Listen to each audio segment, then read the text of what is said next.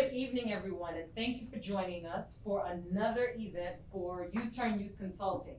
My name is Shirley Planton, and I have the privilege of serving as the Chief Executive Consultant for U-Turn Youth. So tonight, I am privileged and honored to have some of my favorite men, some because my husband's not here, so I'm sorry for y'all, but some of my, I really want to make sure that we are able to have some conversations. Who am I and what do we do? U-Turn's main mission is really to unmask the backstories that our children and our families face, but also looking at the intersectionalities of systems that contribute to both the school to prison pipeline as well as the gun violence that's in our communities. So when we talk about systems, we want to be very clear. As I said, off air, we can't talk about criminal justice system. We can't talk about the healthcare system. We can't talk about the financial system without talking about the most important system, which is that which creates us, our family system, the family structure. And what is it that we're missing?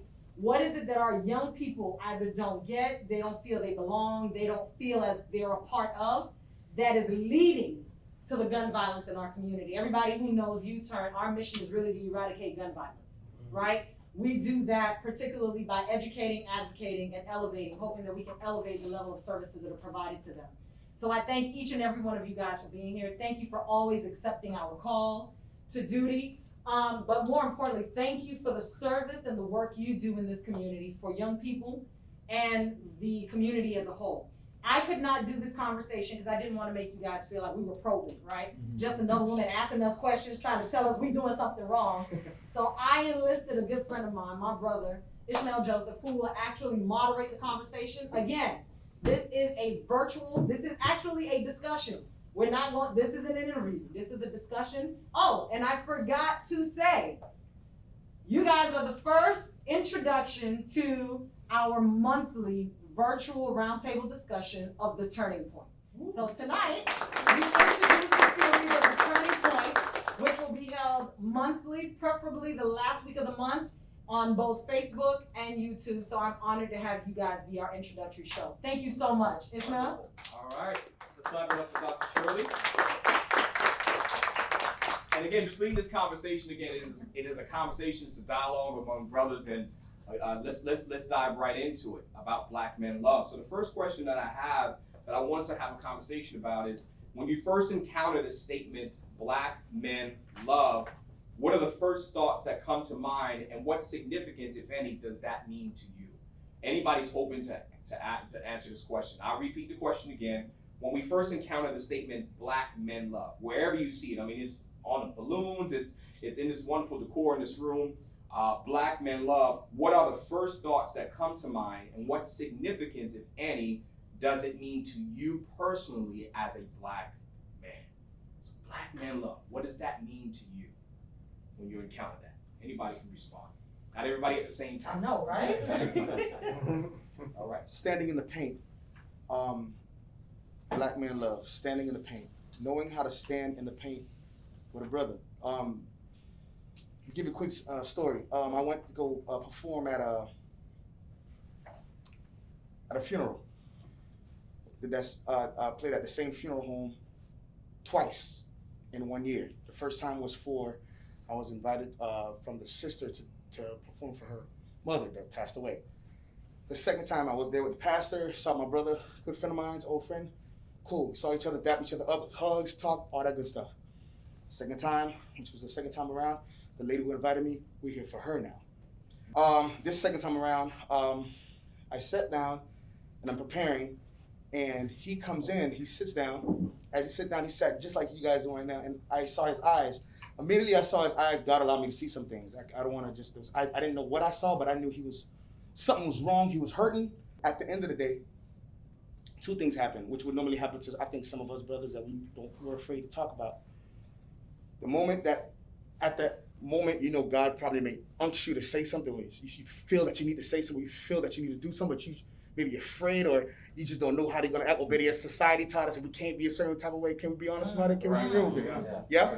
So here it is, this dude right here in front of me. So at the end of the whole thing, I kept on looking. I'm packing my bags. He said, "What's up, Harold?" I say, "What's up, bro?" And I grabbed him, kept on looking him in the eye. I grabbed him. I said, "Hey," I was led to say what I'm standing right here in the paint. I ain't gonna know I'm right here in the paint. Stand right in the mud. Get dirty with him. Even if you smell like crap. Who cares? Go home and take a shower and go right back. Yeah, Yeah. I love it, man. I think from what you said, like the word that comes to me when you hear black men love Right. is affirmation, being affirmed. You know, when you look at the biggest compliment you can get from a man is when they affirm you. You know, like you had your dad in your life, when he affirms you as a man, like you invincible. Can't nobody tell you nothing after that.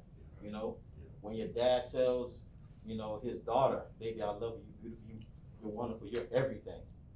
Like, it don't matter what guy comes to her on the street or where she goes to the mall, like, my daddy told me who I am. Right. Like, affirmation.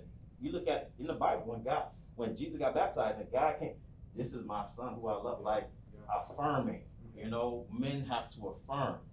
When there's no man and there's no affirmation, you question yourself.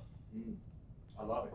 You know, when you were saying that, you two as well, one of the things that jumped in my mind is kind of like, you know, black men love and the misconceptions that we have to deal with.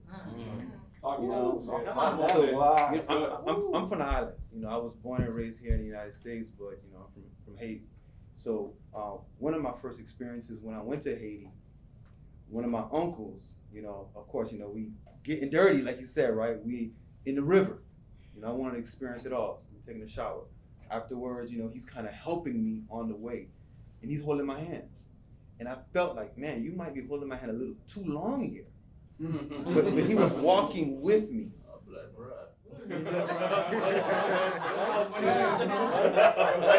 But again, at that moment, for me, it was like I had to take a step back, and even that whole day to understand, man, there was nothing wrong with that. But for initially, I felt something wrong. And I had to ask myself, well, why did I feel something wrong? But at the end of the day, it was nothing wrong with it. It was a journey, because again, it's my first time in Haiti, and he's making sure that I don't trip, I don't fall, I don't do anything like that, you know? Yeah, so good. And then for me, it takes it back to, like you were saying, like, and affirming, and us being able to say, man, there's some things that we were taught. Come on. It was some things that we saw. It was some things that we believe. That's a misconception. You know, So, that we have to deal with. Let me kind of chime in on that, right? So I'm gonna do this occasionally. Yeah. Let's talk about those misconceptions, because Yeah. we talk about them vaguely. Right. And a lot of times we assume women understand, or we assume people who may not be black understand. I think we are in a time when we can no longer live by assumptions. We need to educate people so that they understand. So I guess my question is, what are some of those misconceptions as it relates to, for example, the holding of the hand? What is expected when we talk about black men and love? Is it that men shouldn't be weak? What is it exactly? That's the misconception.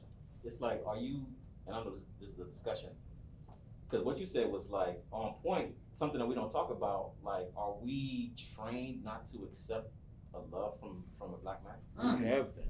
You mentioned the hugging, the holding hands. It's almost like if I receive any love from any man, and it's not a woman, then I have to kind of guard myself. Wow. Yeah. You know, I have to protect myself because there's something wrong here. Why am I protecting myself from getting this love from another man? May it be whatever role he's playing in my life. You know, and I'm just thinking of another misconception. A lot of it, I think, is nonverbal. You know, a lot of this nonverbal stuff that we are taught to protect ourselves from this love. But again, how, if we protecting ourselves from this love, how then can we in turn love the woman what we think we're supposed to do? Sid, let me interject there, because you're saying something that I think is so culturally relevant to our day and what we're experiencing today. I love the fact that your uncle held your hand long enough to move you beyond those misconceptions. You understand? Yeah. Like, you had that misconception that you're not supposed to be holding I'm a grown man or whatever age that you were. You're I not was- supposed to be I- holding my I hand was this grown. long, right? Yeah. But that he was loving enough to hold your hand long enough that you would get beyond that place of misconception to now a place of safety and sanity and security, right? So then my question becomes not only that misconception with holding hands, but what other misconceptions? Let's talk about it. Let's dive into that. Besides just holding hands, what else is there? Because you said nonverbal. What else is there? Let's be honest, right? Let's just be honest. For most of us, we can go back to cultural differences or what we were taught culturally, spiritually. Like him, I'm from the islands, raised without a father. But I had men in my life who were more instrumental to me than my father was. But here's the problem. We're taught from very young, if you go in the military, if you are, particularly if you're black, if you're in certain environments, if you do this action, you're looked at as being gay or homosexual. You know, this is what we are taught. Yeah. Don't let no man touch you. Don't let no man, hug you. Bring it out. And guess what? That comes from our fathers, from the men that we look up to in our lives. So what happens is that you grow up in a family where there is no love being expressed. Forget about your father telling you, son, I love you, right? My son is 18. Almost every single day, I tell him I love him. And I kiss him on his cheek. Yeah. And guess what? He knows not to resist. That's right. Exactly. That's right. But at the same time, he knows with his boys, he can dap, he can, and he knows that there's a difference between the love that I give him and the love that he's getting from his friends, yet they're all loving and one. So what? Can I ask a question? I want to get to this. Go ahead. Because I have two sons at home. And as a man, I am called to be humble. See, Because we have pride that we're carrying on from generations. correct. So, again, I talked to my 17-year-old about, hey, what if I kiss you on the cheek? He's like, Dad, pause. That's one of the things anything that's kind of weird in the house that sounds gay is a pause. Yeah. Because I told my son weeks ago, look, hey, if you do this again, I'm gonna get in you. Hey, Dad, pause from the other side of the house. No, man, I'm not gonna get that out your head. Yeah. He's like, Dad, I can't. So the transition recently, I started hugging on them more. Yep. You know, I started kissing my 9-year-old more Yep. on the cheek. Yep. And then now, now you see my sons kissing each other on the cheek, hugging each other more. Mhm. So us as fathers, we have an example. We have set. to do that. You know, Yeah. we have to be humble and we have to break through that. Because Exactly. at first I was like, hey, none of that in this house. You know, I was that guy. Uh-huh. You know, I was that guy like, hey, Into that last I was the one being like, pause. You know, at first. Right. But I had to start kissing my 9-year-old, start hugging them on movie nights. Yep. Hey, come sit with me. Let's share the blanket. Yep. You know, before it was like everyone get their own blanket and all that stuff. But it was more, but I love it, bro. black love. Right. You know, it starts in the home. It starts in the home. Especially from the fathers with so much power. Yep. We have so much So power. We have much so much influence. responsibility. And then you expect for their son to Yep. now know how to love a woman. But before we go there, let me ask y'all a question, because we about to go right into this love a woman conversation, right? And based on this trend that y'all are talking about. Ish, you made a point where you said, you made an analogy about the holding hands. Correct. So my question to you guys, how long are we holding the hands of our boys? How long and how many issues are we trying, because it was about security for you, right? Yeah. It was about making sure that nothing happened to you in this country that you don't know, you're not used to the river. Yeah. So for you, you're uncomfortable, like, yo, I'm good, right? But he's holding your hand. Yeah. I guess my question then becomes, how long are we holding the hands of our boys for the same reasons, right? Because I don't want you to I don't want there to be a misconception. Right. I don't want society to think different, that I'm doing something I'm not supposed to be doing. And are we really getting our boys across? Are we really getting our families across because we're not holding on long enough? And that is the crux of this conversation right now. I'll jump right in and I'm gonna just jump right in and jump right out.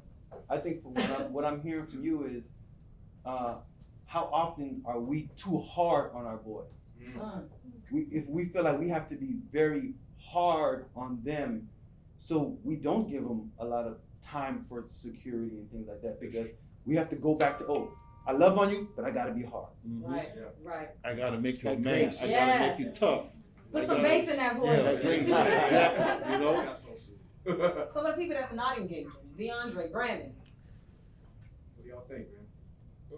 Well, based off of the conversation, I guess one misconception that is kind of sticking to mind is just being raised. A lot of men are taught not to show emotion, not to cry, and just getting in conversations of how to love a black woman. How can you love somebody if you're taught not to show emotion? Bingo. Come How on. could you be 100? Come So on. that's kind All of the what women in the room Right on the snap. head. That's it. Go ahead.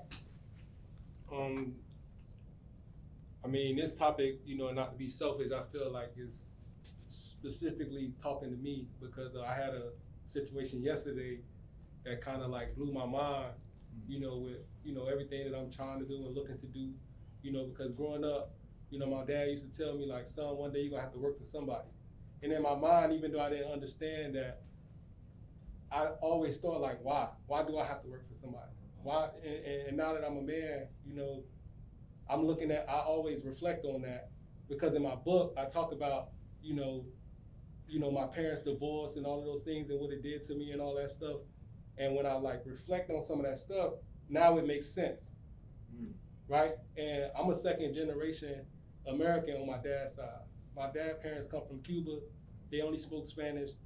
My dad was the first born here from my grandparents, and then it's me. So now, and then when my dad was born, my grandmother was 45 and my grandfather was 62. So by the time he was 15, 16, his dad is like 80. Yeah, Right. You know what I'm saying? And again, my grandfather is not American. So the things my dad have to experience on his own, his dad can't help him. So like, I try to give him a pass. You know what I'm saying? Because there's a lot of things like, you know, I grew up playing basketball, and obviously I didn't say that in the beginning because I don't talk about my past. Like I was a Division I athlete, earned a scholarship, played ball or whatever the case may be.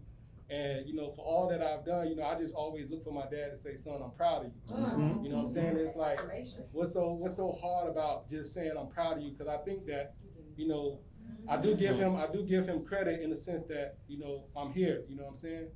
But at the same time, it's like, why aren't you acknowledging, you know, the things that I've accomplished? Right. You know what I'm saying? Coming from like where I come from, you know, I defeated the odds. You know what I'm saying? When I graduated college, my dad said to me, man, you should have kept playing sports. You know what I'm saying? And I'm thinking to myself like, Wow. what? I just saved you over $100,000. You know what I'm saying? And scholarships. With my talent and ability. Yeah. You know what I'm saying? And that's what you got to say to me. And then last night, my dad say, and I'll share this. I deal with anxiety. I got real bad anxiety. A lot of times, like, I'm very nervous. I've done speaking engagements over the last 5 years. I've had opportunities to speak at colleges, the different teams, all type of stuff. But I always get nervous before I start talking until I get comfortable.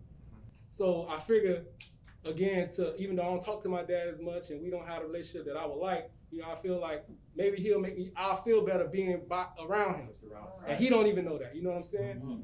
And because of my relationship with him, it's like, I can't even tell him in this moment what I'm dealing with or what I'm going through. Because again, like the way he interprets things is just, you know, to me sometimes ridiculous. You know what I'm saying? And I still have to get to the point to where I can address him in a certain way because I'm still not there yet. Because a lot of times when I'm around here, I feel like a scared little boy. You know what I'm saying? Because I can't say what I really want to say because sometimes I be wanting to curse him out. He said, "That's it." So then I'm like I'm thinking it's funny. You know what I'm saying? Because again, that's like I'm trying to spare him. I said, "Well, how many did you expect me to sell? How many am I supposed to sell?" You know what I'm saying? So he's like, "Well, I thought you sold more than that." Instead of just saying, "Son, you know, that's good." You know what I'm saying? So then he says, what y'all talk about right now, I feel like it's specifically talking to me a lot of what you said. Like, I feel like it's like, so now I feel like I gotta say something at some point.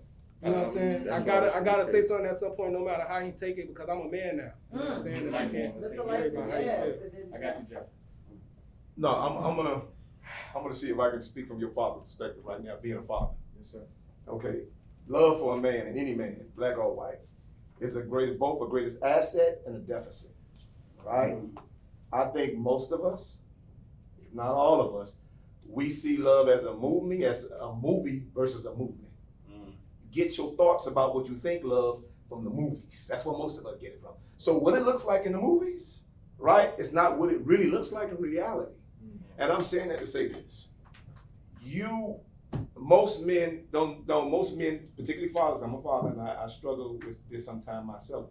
Most men don't think you're not good enough to be their son.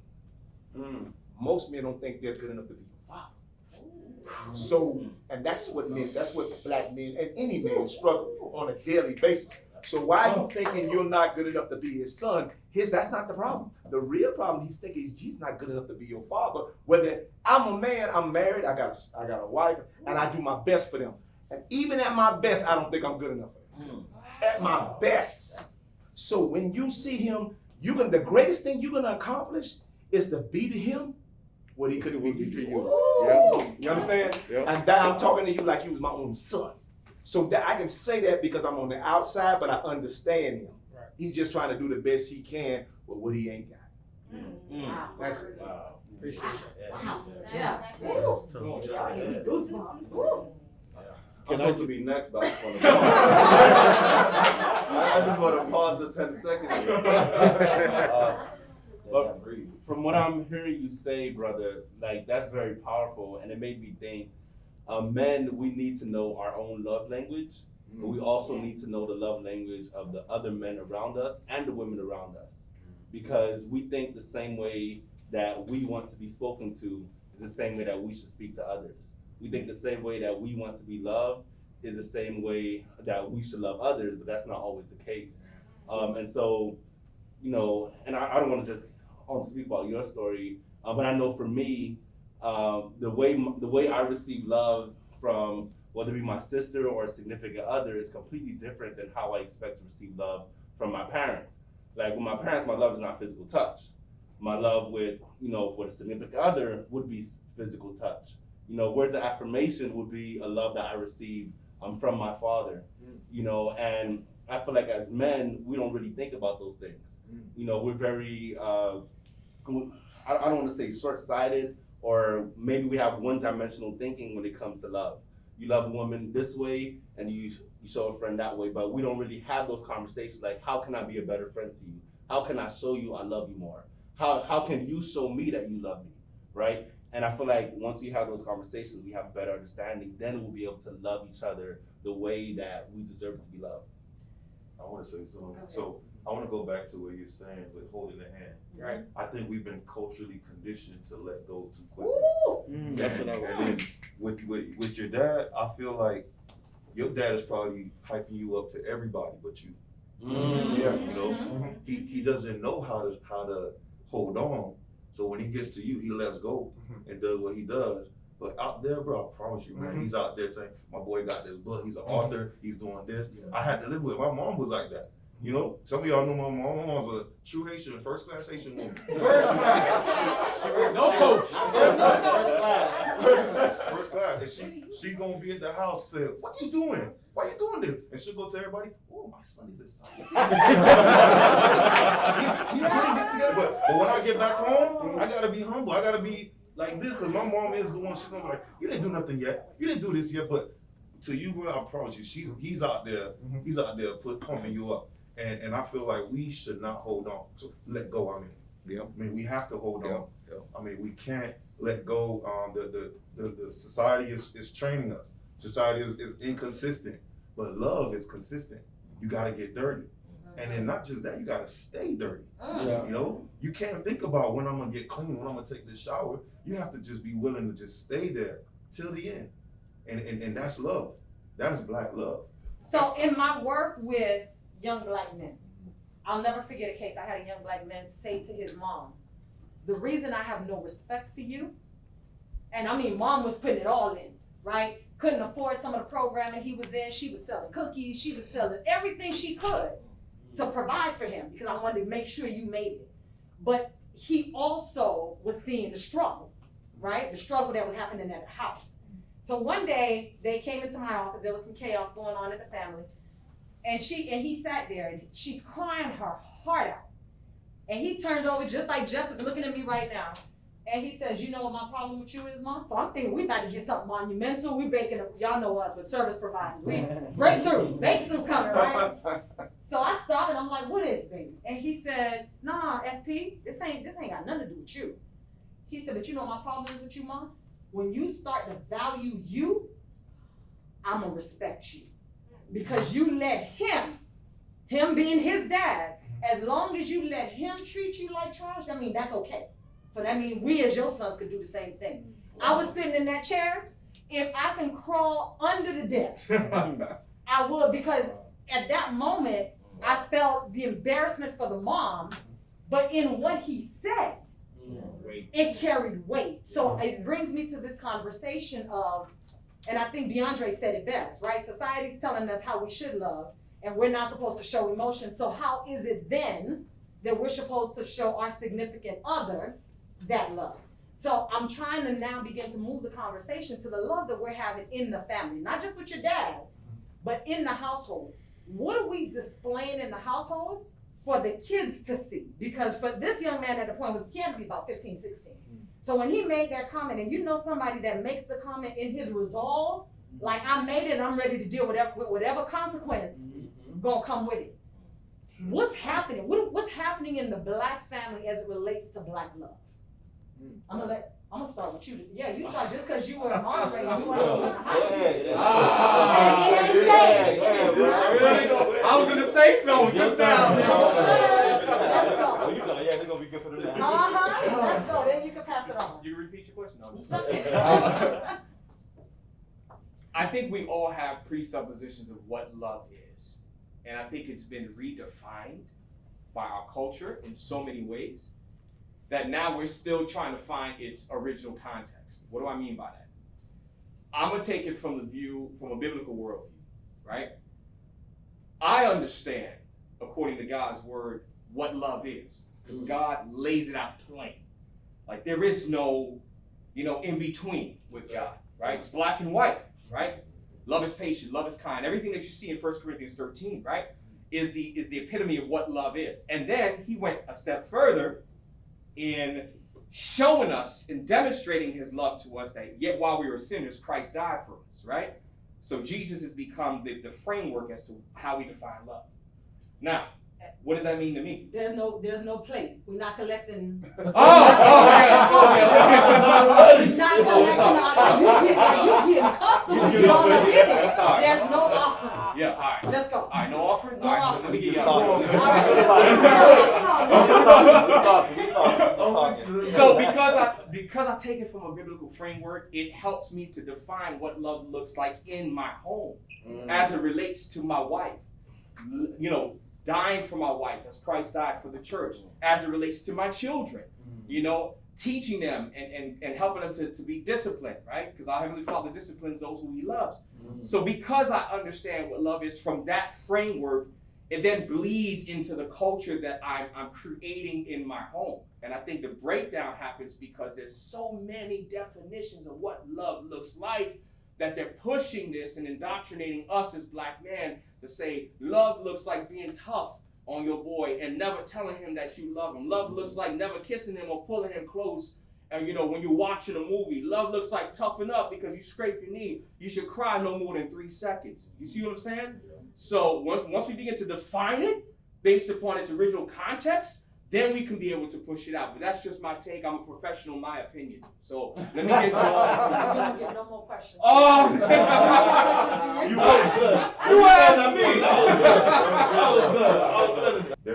There's no, I mean, whoever God sends your way to test this love, you will have to face adversity and you have to boss up as a man and show your strength. And I feel like showing that strength is knowing what really love is, especially what I feel with God. Love is a law, I believe. Love is a ordinance. Yes. Love is something that is set in stone. But now the world is telling us that you have to love certain ways. Love is very It's inconsistent. conditional. There's new Yeah. ideologies on love. There's different concepts on love that people try to find, and we try to adopt those and mix it with really what we learn with what God has showed us what love is, and it's very confusing. It's confusing in the home. If you're going the godly way, you got to go all the way with it. But if you're going to go the outside way, you still can succeed. But when you mix it too, when you're confused, you're going to get tested, and when you do get tested, you might fail. And I feel like being married for 11 years, Hey, you know, I had hey, to, hey, celebrate that. I had to get to a point where I was loving my wife, and you know, I have a very good therapist here that Hey. helped me learn some Hey. things too. But Listen. I'm always gonna go back to what he told me. He said, stop worrying about what she's doing, okay? And, you know, and worry about your role. And my role is to love her. Yeah. But you're not gonna have the answers if you're going back and saying, oh, what my homeboy is saying, or what TV is saying, what the movies are saying. You know, these are how you say it, Superficial. they're superficial. You know, they're not evidence based. Ooh. You know, The scientist. They're not evidence based resources. Yes. These resources aren't evidence based. Yeah. Therefore, you're going on That's their right. theories. You know, Yeah. and what God is the truth. So you're going with truth versus theory, and I feel like the truth is to love and be that foundation and be humble with it. You know. Yeah, can I ask a question? Because you said something that made me think. You said your job is to love her and not worry about how she's loving you. Yes. But my question is, because I believe love is sacrifice. Like you cannot love without sacrifice. It's impossible. However, we're humans, and there's a limit to our sacrifice until our hearts start to become cold and hardened. So as Black men, how do we sacrifice? How do we continue to love if we feel as though we're not receiving love from the world? Because the world already tells us we don't need it. The world already tells us you good, be a man. But we know internally that we're not good. We know internally, even if we don't vocalize it, we know that we need it. And so how can we continue to show love and sacrifice for others if we turn on the news and we see a man on George Floyd's neck, you know, and we see Black men getting sent to prison at longer rates than white men for the same exact crime, right? And we know the world does not love us as much as it should. But we're being asked to love with all that we have. So how can we continue to do that? How can we stay strong? How can we just continue to pour our love out? I want to alley to this guy because I need to hear from this guy. Go ahead. Yeah, I'll be glad to comment. I listen to all of you. I think especially what I'm saying, Jeff. Mr. Jeff. There's a word that Shreddy uses quite frequently, and I think that's what we need to. I think we're doing that right now, but we need to make it something that is important. But that's breaking a cycle. From listening to all of you, I come from a single mom, and didn't have a father. My father died when I was 5. Let's break that cycle where we can hug and we can embrace, you know. And I want to piggyback about being a father as well as a husband. As I was stating that my mom raised me as a single mom, you know, my dad wasn't around, and I never learned from my father to use a hammer, you know, or he was a mechanic by trade. I never learned how to be a mechanic. When people say that you need a father to raise a son, a mother cannot raise a son, I'm not sure about that. Maybe the father add the extra strength to him being raised to make him fully grown. But my mom showed me the areas of the kitchen very well. And I took that to the extreme. So my wife, when she goes home to work, and by me having that extra time because I own my own business, I don't expect my wife to come home at 5:30 in the afternoon and has to be on mule and hit that kitchen. I'm showing my son it's okay for him to That's right. assist his wife. Good sir. Yeah. By the time wifey gets home, the meal's prepared. Clothes is on. Yeah. You know, the house is clean. You know, it smells fresh. That's right. I put on that little button-up shirt. So I Watch can, yourself. Come on, Watch yourself. But the hope what I'm making is breaking that cycle. Right. My mom couldn't show me how to use a hammer, but she showed me how to use the kitchen. So my wife can go to work comfortably, and the kids never have to worry about eating McDonald's or Burger King because daddy knows what to do in the kitchen. We have to raise the standard. You know, we have to raise the standard in being in communicating. How should the world love us? Yeah. You know, communicate how you want your wife to love you. Right. Communicate to the powers that be how we should be respected, right? Because a man, if you don't feel the best way to love a man is respect, right? So it's that communication. You know, just like you said, you know, your wife tests you. Like for me, my wife always would get on me because I was bad at communicating, right? But then we had a tough conversation one time because I was like, well, some things I don't want to say because it may hurt your feelings. I don't know. I'm not trying to take you there. You know what I mean? Hey, you on camera. Okay. Hey, come to that part. Hey, edit that out. You know, hey, okay, if you want me to communicate, are you ready to deal with what I'm going to say? Yeah. Yeah. You know what I'm saying? So it's, you know, you gotta be ready for that. Yeah. Because, you know, if you really want me to say what's on my heart, are you ready to deal with that? Yeah. Yeah. You know what I mean? So it goes two ways. I'm gonna tell you right now. I'm gonna stop man. right there. Listen, bro, I feel like they may not be ready, man. You know, and I don't want to say. I mean, you might want to cut this part. I don't want to say that part. I don't want to say they don't You want to might get want to cut this evaluations. part. I'm a believer in the women being a weaker vessel, but that's emotionally. Okay, emotionally.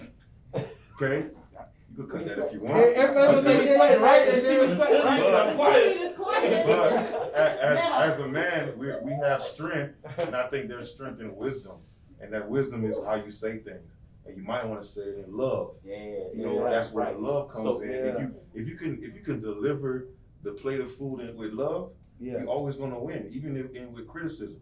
You know, there's some things I don't like with my wife, but I gotta watch out how I deliver it. Sometimes I gotta pause, man, be like, okay, I can't say it yet. You know, it's that time of the month. I gotta wait now. I gotta wait till this whole few days pass. Let me try it again, and then she had like a bad day. I gotta wait another day. So there's ways you gotta maneuver. I feel even with black love at home, you know, and with sacrifice. So, you know, in my opinion, I think there is no cap in sacrifice. You know, when you're a man, especially a man of God, you know, your job is to be the foundation. Well, the foundation would you has say? no limit. Well, hold on. Another way to say Hold this. on, I thought you didn't want to talk now. Let me finish real quick. But you know, also, just like what you said, I have to figure out how to love her. You know what I'm saying? I got, just like you said, I got to figure out how to, because one thing, I think all of us, we all need therapy. That's off rip. We're gonna get on that. Right? Because how the world has molded us to, this is how your woman should love you. Yeah. If she ain't doing boom, boom, boom, she don't love you, bro. Like, we have to get out of that. You know what I'm saying? And just like what you said, we have to get the right perspective of love. But let me interject, brothers. I know you got a lot to discuss concerning this topic, but what does that look like for a single guy? Like, we're speaking from a married man's A perspective. single guy dealing with the opposite sex. Correct. Yes. Right? Oh, So, I mean, to me, you know, I would say, you know, listen, okay, I married as a virgin, right? So I love. Now y'all celebrating. Back in the day, I couldn't really say nothing like that. I couldn't really say that. yeah, we can. No celebration back then. No, Good. So you know what I mean? And because here's why, right? I was raised to respect women, right? And then I was taught, hey, listen, you know, I was a leader since I was a kid. So for me, I felt that weight when I was young, like I can't be talking to these girls and I'm the one leading the group. And what if it don't go right? And now I'm all, I'm messing with all the women in the group and the Bible studies and all that. Like I can't, I can't be that dude. You know what I mean? So, but we had group outings together.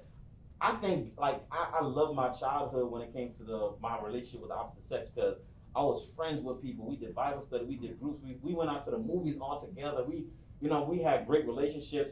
And I never crossed that line. But you have to know yourself. You have to, you got to communicate how you want to be respected and how you want to. Let me get Lionel and then we're gonna take a shift. Hold on, I want to jump in. I'm gonna jump in. No love.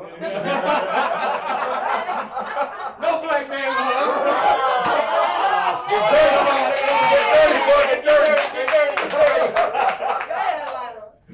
No, you gonna go ahead? I'll let you. Let me go first because you already know how you are. Go ahead. Hey, bro, fast. We gotta make it All right, quick. so real quick, I'm gonna just jump on a quick story, and I just want to highlight some things that I just got from everybody. So a quick story when he talks about the family and the household.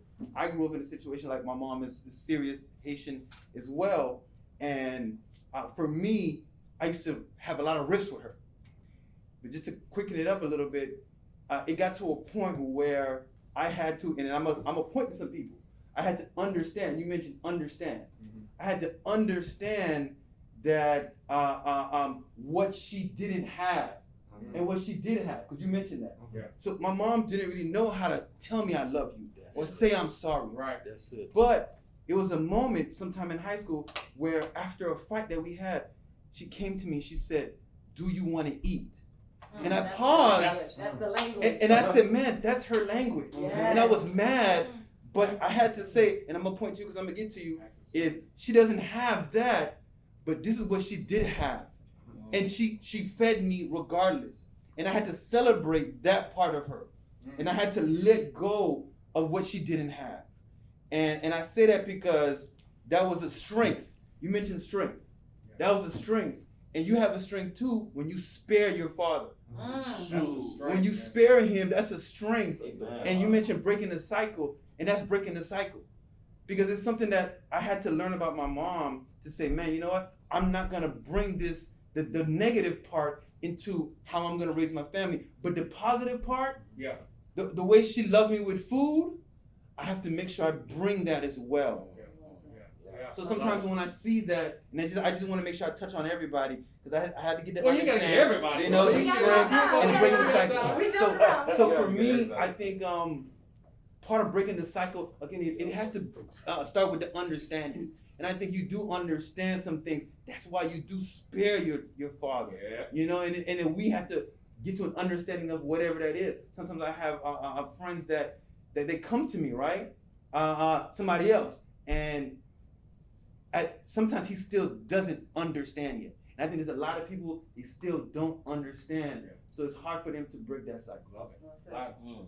But we started talking about what the what love is, so we have to get to the very definition. My highest standard is the Bible as well, but I see love differently in the Bible.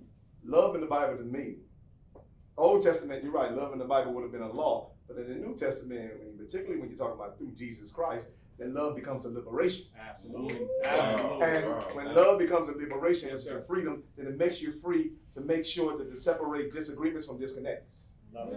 You understand? And when you have disagreements between disconnects, and how that worked out for me, because I was notorious for what you did, everything you didn't do, I did. But there was a certain cocoon of love that protect me enough that I can walk through the mall with my wife and she can meet exes that can give her a good reference. That's how deep love goes. They were saying, oh, okay, but we didn't disagree. We may have disagreed with each other, but I still have that connected respect. And not only that, respect enough to see his growth. That he was always good even when he didn't know how to be. Wow. And that's love. And so that love is connection, and the original form of love before we got hijacked between the in slavery for the Latin term of love, the way we come out is Ubuntu, which means I am because we are. Right. See, I know something. I am because we are. That means I'm only as good as the connection across the table and next to me. So that's basically it. So, y'all on another level. So I just wanna make sure that we're engaging everyone, because this next shift that we're about to make, and you alluded to it, right? Because this is gonna lead us into the heart of conversation about the gun violence. So we are exactly 1 year away, or a year in commemorating Ahmaud Arbery. So that means we're not too far from Breonna Taylor. We're not too far from George Floyd. Now, those are the most common names, right? But there's been so many more before and since. So then, before we get to that, we now need to begin to look at the conversation of Black men and community. What does that look like, right? Because, as I said to you guys early on, we can talk about everybody else, but there is a conversation that we need to have amongst self. Because until we can begin to respect the other man, to see him enough and valued as a man that I don't feel the need to take his life because his life is too valuable, we're in trouble. So I guess my conversation is, we already know the systems, as we like to throw it around. You guys mentioned it quite a bit. The system's telling us how we should love. The systems are telling us our expectations. The systems are telling us what we can't do, right? People that are saying, I'm not good enough for this, you're not good enough. I think, Leslie, you made that reference, right? So then the question becomes, when you see yourself in the community, in the system, how do you love, that was your question, how do you love a community that don't love you back? Because before we can answer why the heck we killing each other on the streets, we gotta address that. How do you want me to keep loving a cop that don't look like me, a doctor that don't look like me, somebody that don't look like me? You're telling me to go out and love them in the community. How do I do that when I'm not getting that back? And how does that impact you? Because you got the Black Lives Matter on the tables, right? And it's not just the statement. I want us to understand the opportunity for change. And if we're talking about change, how does that impact you guys? And in turn, how do we impact the community?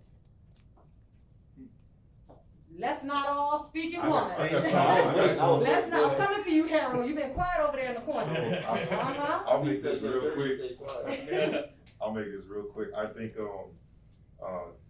with respect to the workforce and getting back into the community because they want to see good role models, I feel like I'm a coach, and I like to tell my players there's a difference between being competitive and combative. You know, like you wanna beat this guy, you wanna be a good team player, but don't break him down and destroy him and kill him. You know, because that's your brother at the end of the day. So that same, you could say, technology could be transferred into the community. You know, we see the next black man. Yeah, we want to be better. We're competing to make money or to do this, but let's not be combative. You know, let's be competitive. So I think, in my perspective, I feel like, we need to see the differentiation, and then maybe that will help. You know, Good point. I love it. I love it. Anybody else? I think for me, that's a comprehensive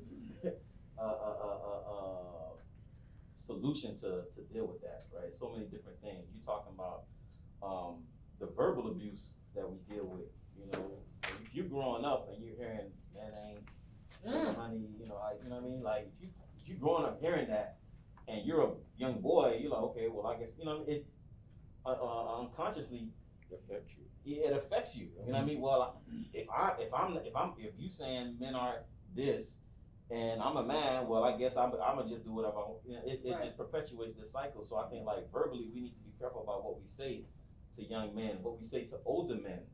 You know, because you got, you know, like your story is not too far from my story. Well, my relationship with my dad, like that's the hardest relationship. But I made a commitment, like no matter what happens, I'm gonna love you. I'm gonna call you. I'm gonna try to visit. You know what I mean? Like, you know, I talked to Ish, so he knows. You know what I mean? Like that's the toughest relationship I've ever been dealing with in my life is my relationship with my dad. You know what I'm saying? And for me, I just made a decision. You know what? I made a decision to forgive him. I made a decision to love him. I don't know what he went through growing up. You know, from Haiti to get to here, to get the family here, you know, living in Little Haiti and Sabah where there was a whole bunch of gangbang. Like, I don't know what he had to go through that made him who he is now. You know what I'm saying? So I gotta give him that grace So we have to respect all men. I'm talking about the man that's on the street, sleeping under the, cardboard. You don't know what that man went through. Sometimes, and I'll throw this out there, right? We have a lot of programs, a lot of opportunities for women, right? As we should. We need to protect them and provide for them, and because they're taking care of our kids, they're growing. But what about the man? Right. You know what I'm saying? What programs do we have for men? You know what I'm saying? Because sometimes we're overlooked. And like I said, we need to ask for. What the hell is going on? No, he's No, going away. I'm just. Well, this is an example of what This ain't the time. this is an example of. Right. I'm saying, but I'm just talking about in general. Yeah. You know what I'm saying? Because we don't have a lot. We need more Shirleys. You know what I'm saying? Yeah. In our communities. But this is what we need, because I'm just saying, like, that's what, just a regular person from across, outside, they see a dude, they're not gonna, oh man, he's a drunkard, yada yada yada. But if you see a woman, like, oh man, what happened? Like, we try to help her. You know what I'm saying? Like, that's what I'm trying to say. Like, I'm not, I know that was low, but I'm just putting that out there. Like, we need to have that compassion. Wait. For. Wait. I know you're about to jump. You're gonna jump in after Go ahead. me. You just used the word that is, it's immeasurable, but it's so important. Grace. Yeah. Are we willing to exemplify and exhibit the same amount of grace that we want exhibited to us, right? As men, are you willing, Jeff, to show Lionel the same amount of grace when Lionel doesn't get it right, and say, you know what, I've made a conscientious decision because grace is favor, right? Yeah. So I'm gonna just let it go based on grace, because that, I think right there, I have a friend of mine, Sandra, who always says that there's enough grace for everybody. And grace can't be, I'm gonna show Brandon grace, but I'm not gonna show Harold grace, right? So what do we do with grace? Yeah, like you look at Jeezy and Gucci Mane, and that whole situation on the Instagram Versus, right? Jeezy showed grace.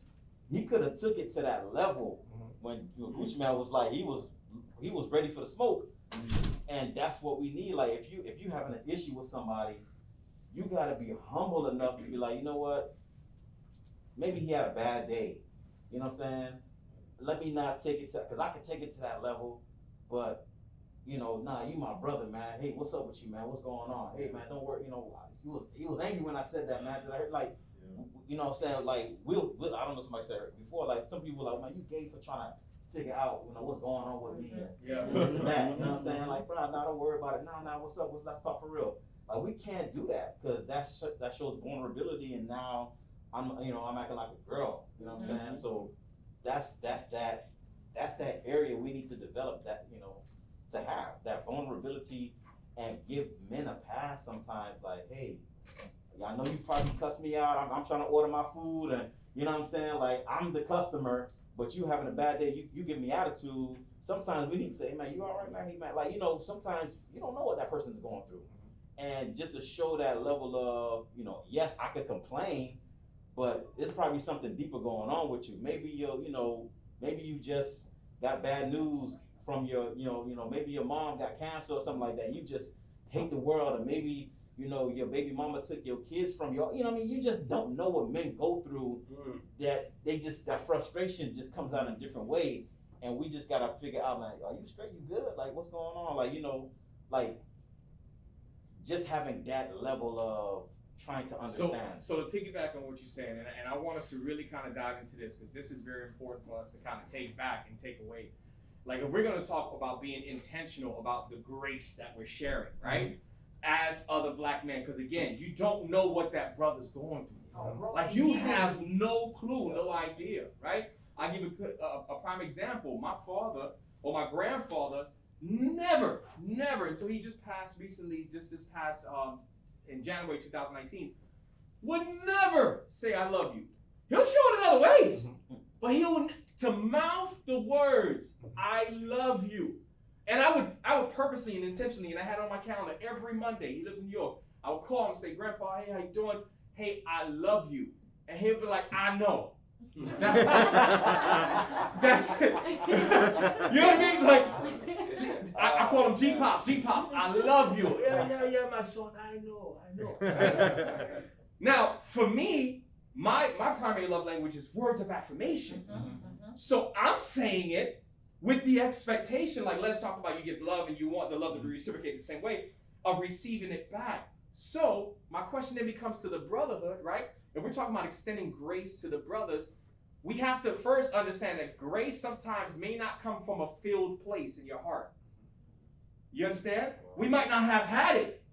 You know, like and how do we move beyond that empty space in our heart to still extend that grace to that brother even when we don't have it? How do we do that? Not just the brothers, because brothers are the only ones that offend us, right? If we're talking about the moment we're in, how do we show grace to people that don't get it? I'm gonna say something. I'm gonna go in the opposite way, man. Is that it's hard. It's hard to extend that grace when it seems like we're being physically. We are. I'm not gonna say it seems. We are being gunned down, physically abused. Yeah. And I'm a humble person. For people who know me, I'm a humble person. But that takes me sometimes to a weird place. Yeah. You know, where I sometimes think like, man, if I'm with Les and something happens to Les, what am I supposed to do? Give grace. If I'm with my brother, if I'm with someone close to me, and it just kind of, I feel like it's almost giving me an empty space. Yeah. You know, I probably didn't have an empty space, but you're giving me an empty space. And I know I'm supposed to give you grace. But it's like How much more can you take?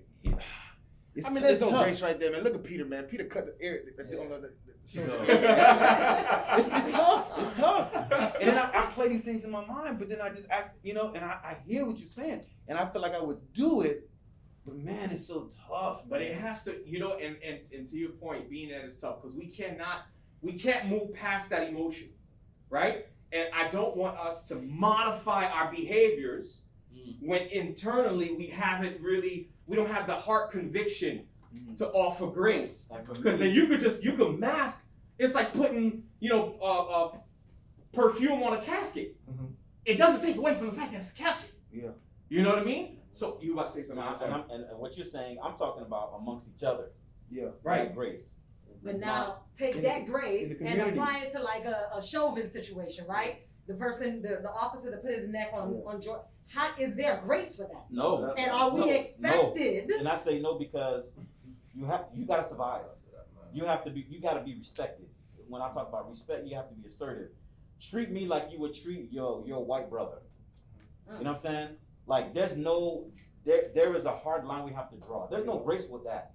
Because you're talking about somebody's life. We have to protect each other. Absolutely.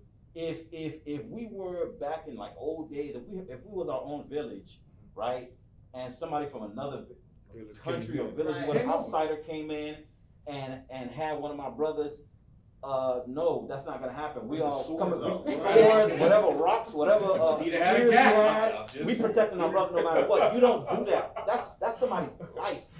You know what I'm saying? And yeah, we got. I think I love Barton Jean. I think I was out of Texas. Yeah. A young man, Police police officer lady killed him. Yeah. In his own apartment. Wow. The mother said, like, this is what I love about mothers. I got a black mother over you. Oh man, she had this divine answer that just shut everything down. Yeah. Because at the hearing or the verdict or whatever, the living son, hugged the police officer. Right. And mothers, this are powerful. I said, Jesus, that's powerful. And so they were like, now they wanted to play the dead son against the living son. And the mother, being the mother, this is how I said that. I'm like, ooh, that's what I'm talking about. Only a mother can answer that question. They said, what do you feel about your son, your son hugging the police and forgiving the officer? Murdered Your son, your other son. Yeah. She said, I don't have no problem with my son. He taught her about forgiveness. There it is. But now she got to learn about consequences. There you go. And I was like, that's it. No more discussion. That's Straight down. I was like, that's what I'm talking about. So when you're talking about changing the narrative, it's so divine. Yeah. You don't. Let me tell you something. When y'all talking about, and we talking about the spiritual word of God and His faith, you don't know. Let me tell you about education. Education can do two things. It's going to either make you mad or it's going to scare you. If you're truly educated. If you're not scared or mad, you're probably not educated. But when you are either scared or mad or both at the same time, now you're officially educated. And that's the difference between education and just assimilation. Yeah. You're on their curriculum, but it's time for you to create. And it's time for us, and I believe we're living in a time to create our own curriculum. That's why we have all these brilliant minds doing not even the same thing, totally different things. Yeah. That's all I have to say. You're right, man. Brandon, I know this is your sphere. Yeah, so I'm gonna go off of that because again, like I feel like everything everybody's saying is like talking to me. So like I'm studying urban education, right? I'm getting my master's in urban education, and so like everything you saying about being upset, like I find myself like being enraged all the time. And yesterday I got to a point that I never felt. Yesterday wasn't a good day. Now that I'm thinking about it, when I think about it, today's a good day. You know what? The fact that you can admit that, that takes us a long way. No, but like even before my dad incident and stuff like that, I just got to a point where I just felt like just upset with all white people. You know what I'm saying? Because it's like, damn, you done took so much from us, and then you expecting us to, you know what I'm saying, like be okay with certain things and just fall in line and whatever the case may be. And again, like, you know, I would like to think I have grace because a lot has been done to me, and I still like try to give people the benefit of the doubt. I talk about sparing my father. I talk about like my friend who got killed, right? I dedicated my book to my friend who was my next door neighbor, and he really was like on that. Like he was really a street guy. Like he was for real. And like this is who I was under his tutelage. So I think a certain way, but at the same time, I understand that that's not the right way. So that's why I understand like I can't go to that place because so many people go to that place. So it's like I have to, you know, take the road less traveled. So then you said something about vulnerability, and it's a lady named Brene Brown. She's a speaker, a white woman. And when I first heard of her, when I hear Brene Brown, I think of a black woman. You know, that's just, you know. So like she has this thing about like there's power in vulnerability, right? And you know, I understand that it's okay to be vulnerable, but again, as men, like sometimes we don't want to be vulnerable, and we don't want to share certain things, and like, you know, I think that everything that's happening for me, again, you know, selfishly speaking, you know, all this stuff is for a purpose. You know what I'm saying? I'm getting opportunity to be around men who think on a certain level, and I've been seeking this because, again, growing up how I grew up and what I grew up around, you know, I find myself struggling because it's like how I grew up in this environment, but you know, my friends who I love the most can't think on this level, and we can't even have these conversations. Like I don't want to talk about sports. Like I don't even like you can't pay me to play basketball. I don't watch basketball. I don't care about sports. I may every now and again like indulge, but I don't care about that stuff. But again, going back to just being upset, this whole like the whole curriculum. And again, I had a conference with this man named Jay Gillum, phenomenal guy. He is in the Baltimore area, and he's a white man, and he's been, you know, fighting the cause for us for a very long time. Because you know there are some people that are outliers. And he told me, he said, Brandon, in 1987, and this shit, this made me really upset. But I appreciated his honesty. He said, Brandon, in 1987, when I was getting ready to go into the Baltimore public school system, you know, I was told when I got to the school, he said, my department head told me, he said, Jay, you're not here to help these kids. You're not here to teach them. You're not here for none of that stuff. All you here to do, and everybody brace yourself, all you here to do is to make sure that they falling in line with understanding that they supposed to do whatever a white person tells them to do. So like when he said that, I'm like, wow. Yo, he really just said that. Yeah, he really did. He really just said that. Like he really just said that. And again, like understanding that he's not the bad guy. I'm looking at him a certain way now because he's a white man. You know what I'm saying? And again, I could talk all day about these situations because I went to junior college in Utah. You know what I'm saying? So my experiences are a lot different. And again, like the way God has, you know, placed me in different spots, I understand that it's all for something greater. You know what I'm saying? For my understanding. So another thing I want to say is, because I was taught this, to never delay gratitude. So I want to thank you all for, you know, being here. And Dr. Shirley, thank you for allowing me to be here because this is doing a lot of positive things for me. You know what I'm saying? And I really appreciate, you know, all you guys, you know, sharing these different things. So thank you. Jeff, you have a comment, and then we're gonna go into the most, for me, this has all been fruitful. So now let's talk about what we're dealing with every day in our community. right? All of this originated, we wanted to talk about the black love, we wanted to talk about the black family, we wanted to talk about the love for one another. Because honestly, all of this is a direct connection. Whether it's the kids have it or they don't have it, which is leading to the gun violence that we're seeing in our communities. So you can make your comment, and we're gonna dive right into that because I'm upset, and I wanna talk about why I'm upset right after this comment. Yeah, well, I'll make the comment very brief. You mentioned the word vulnerability, and it just made me think. And the problem with vulnerability is that when you're vulnerable, it's easier to get killed, right? If you're vulnerable and you give out a hug, then you open up all your internal organs, and it's easier to get killed. But the problem with not being vulnerable is that it's difficult to be loved. And that's just the thought that came to my mind. Wow. Wow. So that leads me straight into why I'm upset. I've been doing this work for a long time. I've had students shot 18 times. I say this all the time because I really want people to understand the magnitude to what we're talking about. I've had the student shot 18 times. By God's grace, he survived. I've escorted parents to funeral homes to bury their kids. And then the funeral home returns the body and says, we can't bury your body. Because the other gang already called and said they're gonna shoot it up. Yep.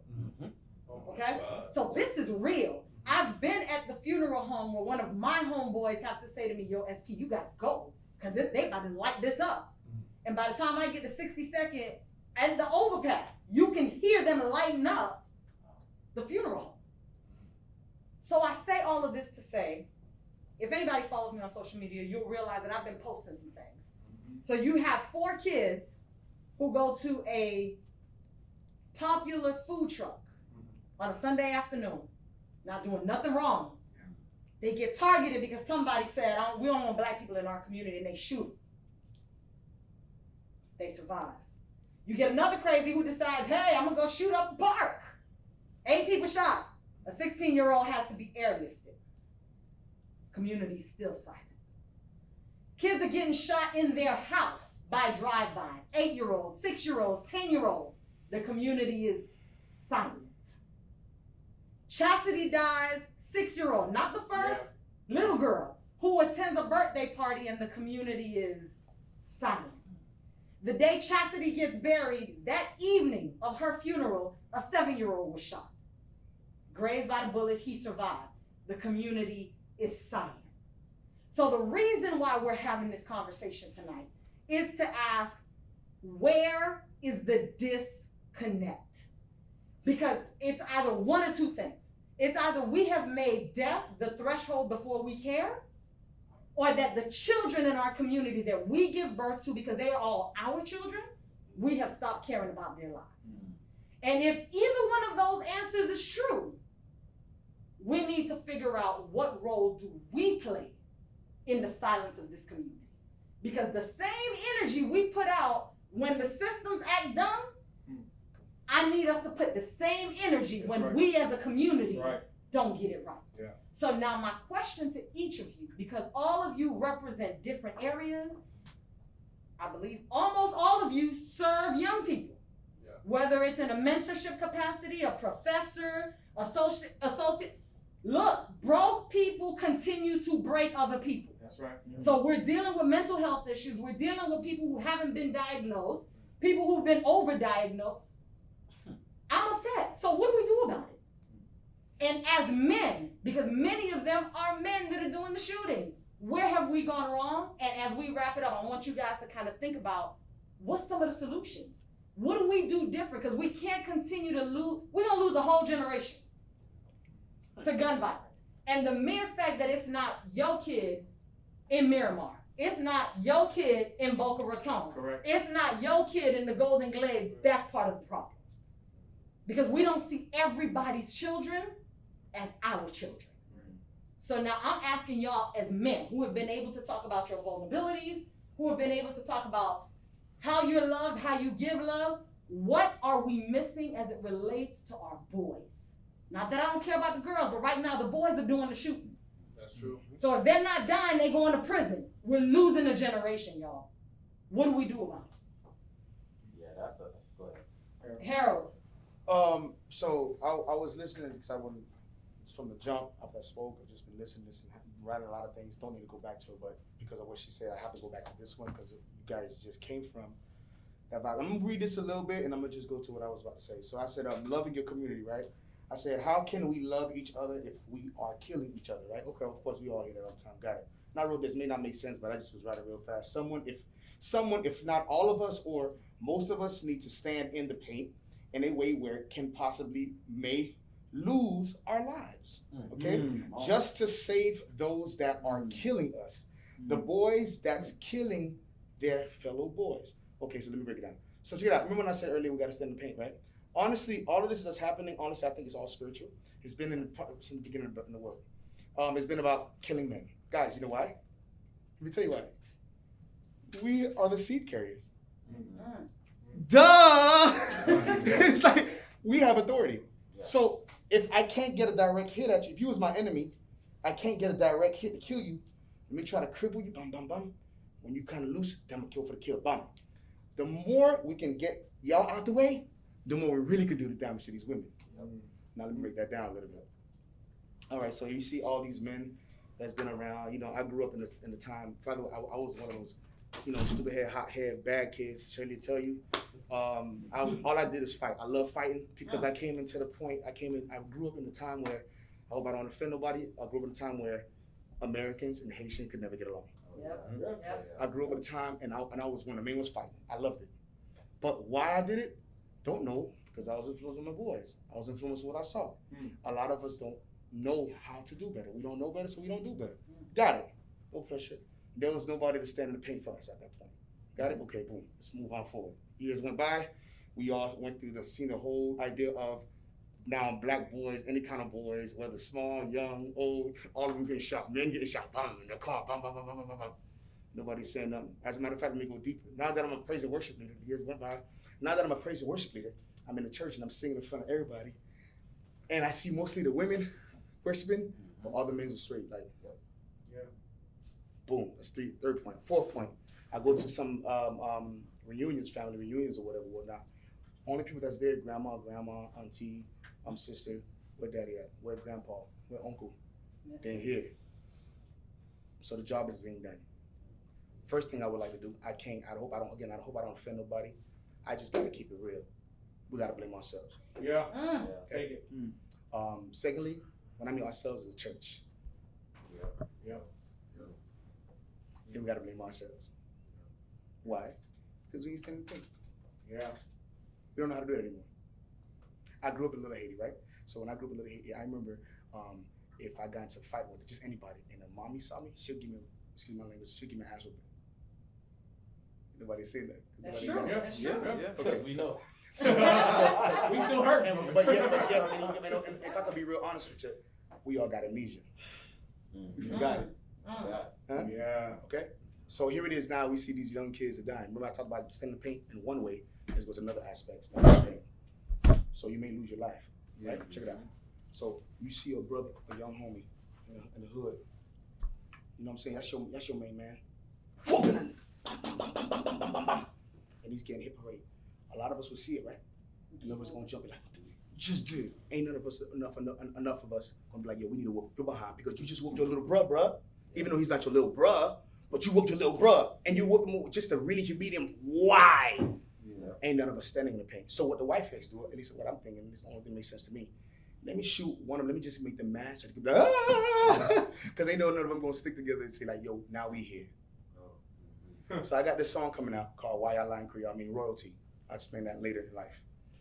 It's about men, all types of men, fat men, men with titties, because I had titties, I was a fat boy.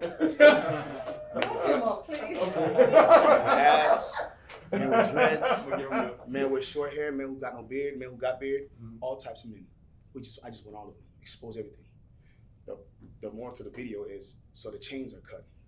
We're wearing all black, some cut shirts, some of us are gonna have men's shirts off. What we're saying is that we're tired, right? We here now. We here. Those little boys that y'all killing, kill me. What now I'm gonna take what you're saying, because you're saying something that a lot of folks ain't willing to do. Mm. A lot of us brothers That's ain't what I willing said to that. do. That's what I You're said. talking about diet, right? That's what I You're said. talking about, I'm not only talking about, you're not just talking about a spiritual, emotional death. I'm talking about Physical. standing Physical death. physical, Yeah. leaving this earth, Yeah. right? Or someone who may not be Right. your child. Correct, Yeah. correct. Are we willing to do that? Come on, what are some solutions, bro? Yeah. I think Brandon and I was Jeff- just gonna say off of what he said, because I'm kind of aligned with that to an extent. Like, I feel like a lot of reasons why people do what they do is because of fear, and it's like the fear of not understanding. Right. You know what I'm saying? We don't really have an understanding. I know Dr. Shirley talk about like don't look at the systematic, things that have been set up, but I just look at it as like us doing all these things to each other, just falling in line with the plan that's been designed. Absolutely. And I look at it as, a lot of people talk about, they don't work with the police, they not snitching. That's why a lot of people don't talk, they silent and stuff like that. But if you participate in killing another black man, you definitely work for the police. Ooh. So that's just something that I believe in. I also I really stand on you got to be willing to die about this. And again, whether it be spiritually, physically, whatever the case may be, one of the questions that was asked in this Black Man Circle that I'm a part of was who protects the black man? You know what I'm saying? Who protects the black man? And a lot of times, we'll see something going on and we won't help our brother. You know what I'm saying? Or we don't know him and we don't want to get involved. We don't want to do this. We don't want to do that. Like, for example, like me, I know the extent I'm willing to go, but I also understand that sometimes it's not worth it.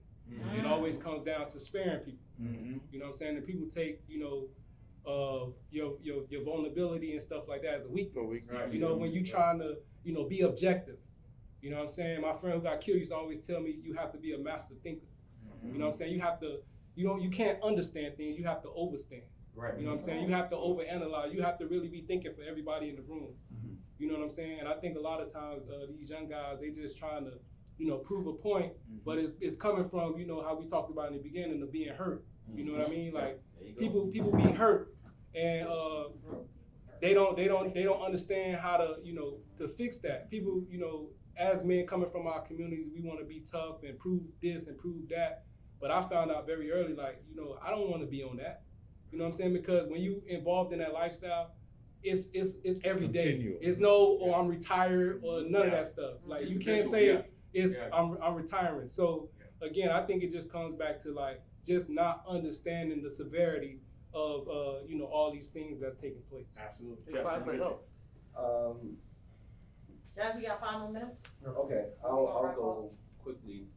The question is, so I forgot what the question was, but it was something to the effect of how far are you willing to go? And I know y'all are speaking about death on that side of the table. And I would like to be with y'all and say I'm willing to die for it too, but then I'll be capping because I would have to look at my actions first, and my actions don't tell me I'm willing to die for it. And people may see me and they're like, oh man, that's a community man. He cares about his community. I do care about my community. However, if you ask me what I've done to effect change in my immediate neighborhood directly around me, Right. zero. Yeah. See, that's that honesty. Yeah. Zero. We Thank need. you. Yep. Thank you. And the reason is because if I get caught up in what they're doing, if some of the gangs that they're competing with sees I'm communicating with them and they think I'm involved, then I put my life and I put my family's life in danger. Right. And so that's me being vulnerable to y'all, and it's like, but I'm hoping it stops in the community. But I feel like, do I want to be the one to take personal responsibility for what's directly in front of me? I would want to say yes. My actions so far in my immediate neighborhood is no. So I wanted to say that point. Another point I wanted to add, and I'll move even quicker this time. I think part of the reason, why we're not sacrificial and we're not doing all that we can for one another and we're killing one another is in part because of the scarcity mindset. We don't have the mindset that we're at a buffet. We act like there's only 3 chickens in the pot and there's a handful of rice. And because you have a scarcity mindset, I think by human nature, we want to be at the top of the dominance hierarchy. Right. No one wants to be at the bottom of the dominance hierarchy. Because in the bottom of the dominance hierarchy, you don't get no women, you get less opportunities, you get less access, And so we see the way to rise at the top because of scarcity mindset is if our neighbors have less. Is if the people around us don't get as much. Yeah. Because the less you have, the more I have, Right. and that puts me on top. Right. And that helps me climb Right. the ladder. Helps me climb the ladder. They say that it's not necessarily poverty that causes violence in neighborhoods. They say it's a relative poverty. Because if everyone in the neighborhood is poor, then we all poor. Right, right. But if some people in the neighborhood are rich and some people in the neighborhood are poor, then it's like that's the person to beat. Yep, that's what. That's the person to compete with. That's the person to fight. That's the person to kill. And we see that person at the top and they're getting all the attention. And so we have that mindset, that scarcity mindset that, man, that person needs to have less if I want more. And I think we have to find a way to shift that mindset. Find a way to shift that mindset. Find a way to speak to the youth and say, we're living in a land of abundance. There's something for everyone. Yeah. There's something for everyone. We're at a buffet. Not Jumbo's buffet because that food nasty. It shut down. It shut down. Thank God for that. Thank God. I have some memories over A there. good, No, but I think a good buffet. I think We're at the a point buffet. that you're making is a valid one, right? The Yeah. point that it's about changing the narrative. Yeah. Because one of the things I'll never forget that, my young people say to me, SP, we ain't living. Yeah. We just trying to survive out here. Yeah. And someone that is constantly in survival mode, Yeah. I don't care about your feelings. Yeah. I don't care about you getting yours. I don't care about the kumbaya moment. I'm in survival mode, and my survival mode means I gotta win. And I gotta be at the top all the time because the next second I might not be around. Right? That scarcity, that whole survival mode mentality. So I totally agree with that, and I think the narrative shifting begins with each of us. It does. Absolutely. The narrative shifting begins with the young men you coach, the young men that's going through your program, the young men, Ed, that you may come in contact with that they got this big car, they ain't doing nothing for, they just called you for service, right? For your company to, these are the opportunities. DeAndre, the young men that you're meeting that only want to do the rap, and you're listening to the stuff, and you're like, okay, this can lead to some trouble if the wrong lyrics get out, right? So I think there are opportunities where all of us can begin to change the narrative, because if we're expecting the young men that are just coming into college who's facing you, right? The young men you're mentoring in your programs, the young men you're mentoring, if we are expecting that a certain program is gonna do it, clearly it hasn't happened. No. If we're expecting police is gonna solve it, like we're gonna police our way out of it, that ain't gonna happen. So it does befall on each of us. Yeah. Whatever reach we got, we need to begin to shift that narrative. Absolutely. You're gonna be my last comment. DeAndre, you're next, and then we're gonna go around. We're gonna go around, Okay. right? And everybody's going to give me a final, a concluding comment. Okay. Yeah, I know y'all like to talk, so I'm gonna give each of y'all 1 minute because they already looking at me like I'm crazy back there. Okay, 1 minute. Okay? So finish your comment, then DeAndre, and then we're gonna start with Leslie and go around. So for me, my just kind of thinking about what everyone said is like, I come from a situation similar to you in terms of like a family man. So one of the things that I always have to balance in my ability to act is what position am I putting in my family, and my wife. Sometimes I'm like, man, you know what? They're marching. I gotta go. Or they said they're gonna be meeting up over in downtown. I gotta go. And my wife is like, hold on there. You can do it another way. You don't have to go over there. What about if somebody starts shooting? What about if someone starts this? So there is a fear. You mentioned fear. There's a fear there of like, man, what about your family? But I think one of the ways, and you mentioned it, Dr. Shirley, is that community and us as individuals, we have to step in and we have to be more active in programs, but just in the community. I think if we have more of a community mindset, because we're talking about community in terms of like, man, if somebody falls, if somebody gives their life for this, we have to be like what they used to do and say, man, I'm gonna love on those kids. I'm gonna love on that family. I'm gonna do something with that family. And I think as more people begin to see that, then they say, you know what, my family good. My wife may feel like, man, if you die, man, where are we at? But see, that's a conversation too, that we need to be mindful that there are multiple layers Yes. to giving back to this community, That's to it. engaging. Yeah. We all don't need to be You a don't need to Shirley die. Plan walking in the middle of the streets, yeah. right? I'm- We I'm- all don't need to be like a Lionel, really up in their face and trying to help them understand, but there's a level and an area for all of us to do The this. thing, and I'm sorry for cutting.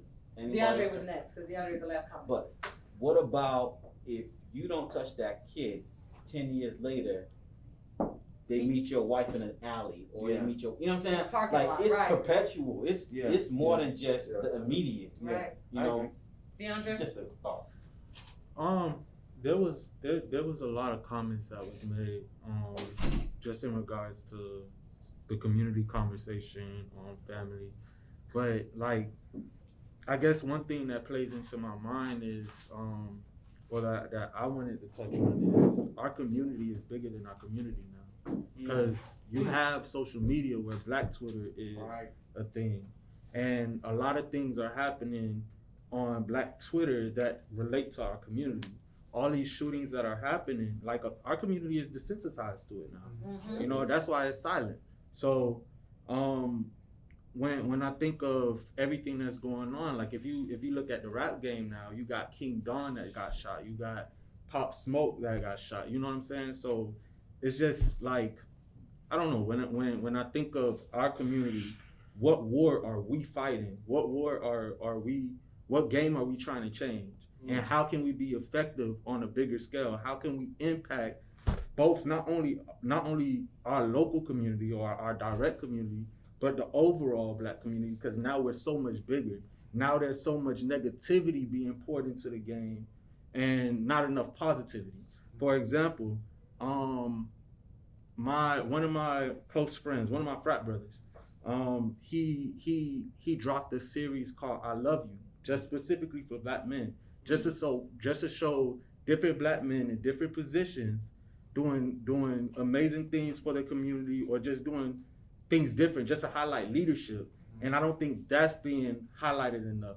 You know what I'm saying? So anything in that regard, like I think if we want change, we got to think on a smaller scale, but also on a bigger scale. Right. So yeah, that's what I wanted to kind of touch on. Woo! Y'all giving me a lot. Man, So man. we coming around. You gonna be my concluding thought. Okay, got it. See, I was nice to you the last so time. You're so I'm so kind. You're so kind. I want each of you guys to kind of tell me 30 seconds to a minute. This concept, does it work? And what are you committing to doing different as a result of this conversation? Because see, if we can't begin to own up to what we do, commit to what we're gonna do different, then this hour and a half was phenomenal. Ooh, I got something.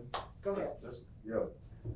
And this just happened, guys. I'm hitting you fresh out the refrigerator. So not only I'm a scientist, but I coach football and I coach a travel team, and these are elite athletes. Majority of them are going to D1 football, and they're going to do whatever they do with that. So what my job as a coach, I have to put a team together to win. But the children, the players, they have to buy into me. I tell them to play, they need to do it. And I think it's very relative in sports, with life, with the community. You know, there's leaders in place, which are coaches, and you got the community, you got the members, whether they're gang members, regular good bond citizens, but these are players that have to buy into the leaders, and what are the leaders doing? And as a coach, I feel like I have to convince, I have to sell to every young player that I have, this is gonna work, because they're coming from other places. They have other coaches, Right. and they're coming to my team, and at this point, I have to be that leader. And I gotta show leadership characteristics. I gotta control myself. I can't be mad when a play doesn't happen, because these boys are watching me. So now what they do if I do that, they're gonna get upset. They won't respond. Leadership is reflective, right? So I feel like I have a duty as a community leader, as a coach, or even my home, I have to sell it. It's marketing 101. You gotta sell excellence, sell the better life to these young men, because they don't think we care. Yes. But these players, some of them are so good, they can go anywhere, they can go play whatever they want, make millions. But they're looking at coaches like, man, you don't care about me. Yeah. You just want to win. Right. You just want to win. You just want to make yourself look good. But what about me, coach? You know, what's up? Why I'm not getting offers and this guy getting offers? You know, everybody's trying to find a reason to blame someone. But there's people in leadership that have a duty to sell excellence to these young men. Well And said. I gotta sell to these men that they're kings. Yes. And I do that all the time. Some Yes. of them they go off on me. They're like, man, nobody loves me, coach. I can't do this. And I'm putting them aside. I was like, you a king. You can do this, man. Go make this. And they're like, man, I'm telling you, so many times they'll come back to me, coach. No one ever talked to me that way. That's right. My dad don't do this to me. I get this all the time, but I gotta be humble in these sense. I can't feel empowered. It's God doing this. It's glory to Right. God. And I gotta go back and tell this man, look, this has always been in you. Yeah. Don't feel like I gave this to you. You know, and it's not like I'm selling a dream to them. I'm selling them the truth. You know, we pulling out what's already in them and letting them see it. So man, I went too much with this. You good. I mean, it's a couple of things that we have to focus on, and I love this you know, Doctor, for putting this together. And you know, we need more of you. We really do, honestly. Right here. But for us, it's a lot. You know, I look back.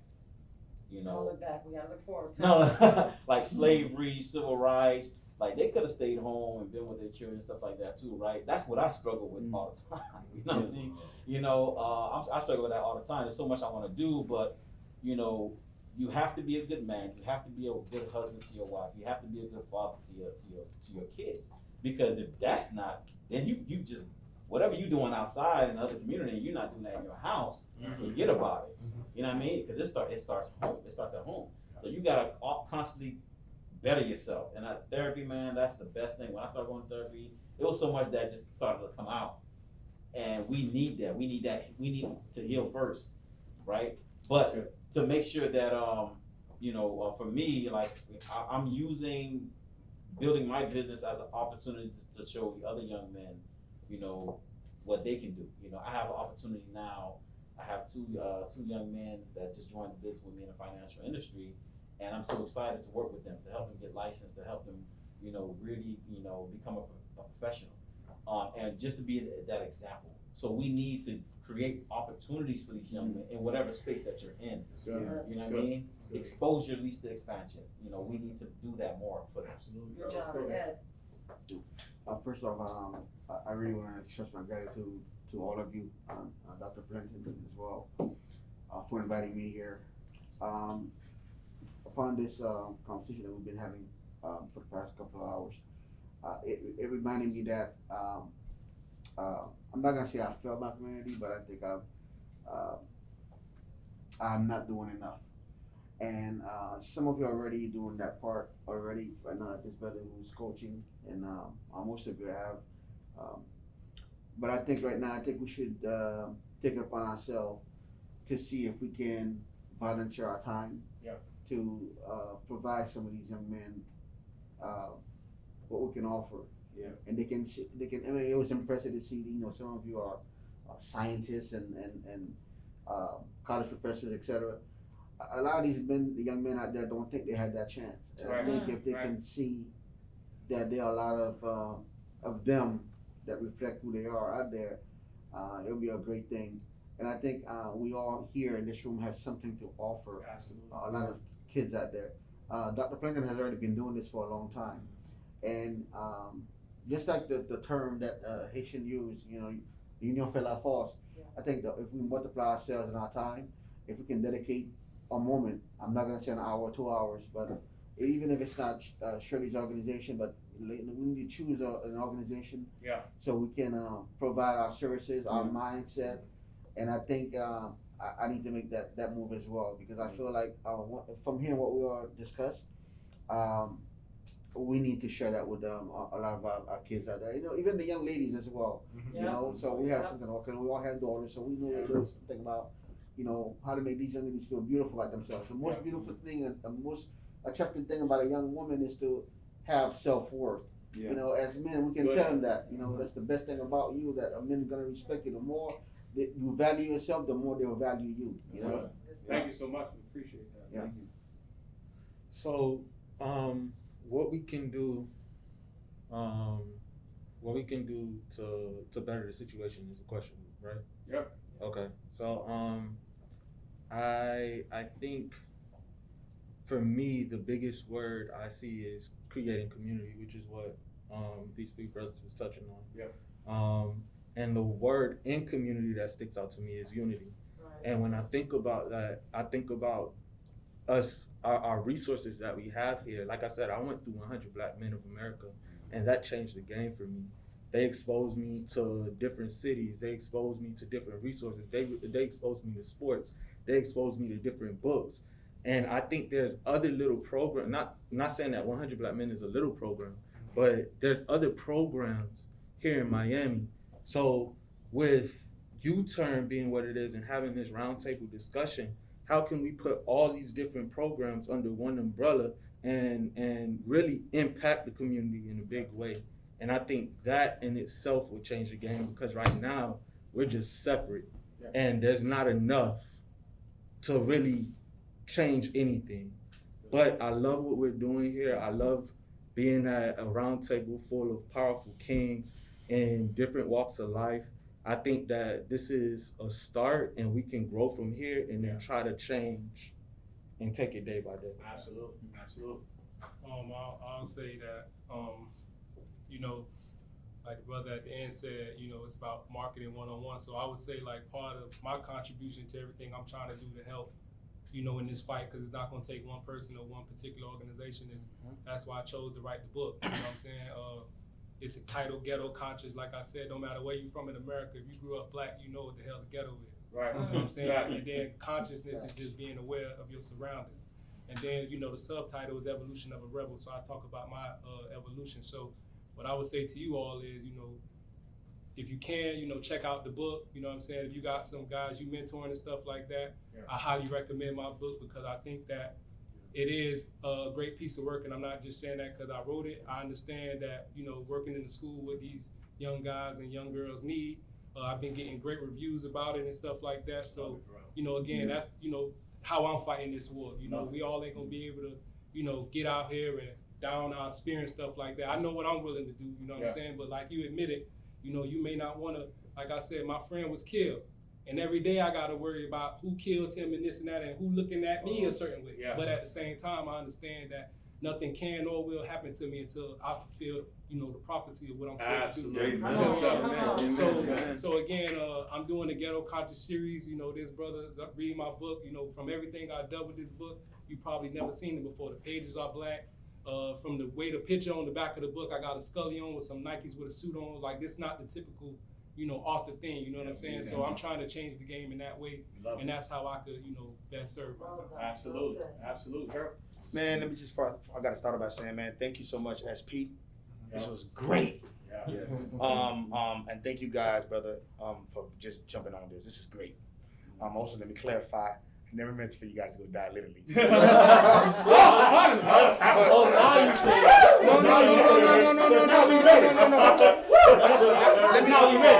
me clarify.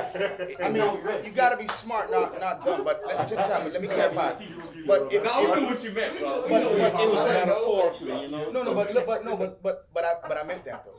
But I meant that. I'm willing to die for it. That's just me. No, it's real tough. I mean, and I know I'm just one of those extremist believers. If God is with me, who's against me? Like, it's just one. Like, it's just in His word. Like, yo, if he put this thing in line, this is your purpose. You fulfill the purpose. Yo, you good until your time is done. And I mean, that's just what it is, man. Like, it's just what it is. I'm not gonna go deep into that, but my whole point is, what I'm here to do, is do that little thing that I'm doing. I'm gonna get myself dirty, y'all. I'm not gonna just be a hearer. It's time for me to be a doer. And I'm going to now just stand in the paint. Like, I'm not gonna just keep telling you I love you. I'm gonna stand there with you. Let's just say, okay, you lost your mom. I'm gonna go buy a whole bunch of things of soda and bring to your crib and just stay there until everybody leave and give everybody soda. You gonna feel my love, bro. You see what I'm saying? So it's in that case, you're in the club. I'm gonna hug you. You gonna act like, which has been happening. Why you so different? You really want to know? Come, let me see you on Sunday or whatever. Come to my crib. Let's drink some beer or something. Whatever. Yeah. I'm willing to do whatever necessary just to show you that I love you. I'm here with you, bro. That's good, Right. bro. That's That's it. good. Go talk. Hey, I'm aware of just a second, right? And I'm gonna talk to Brandon. As I'm reading your book and I'm seeing this whole illustration in your book play out right here. And my son is next in line to read your book. Like I said, I'm on chapter 5.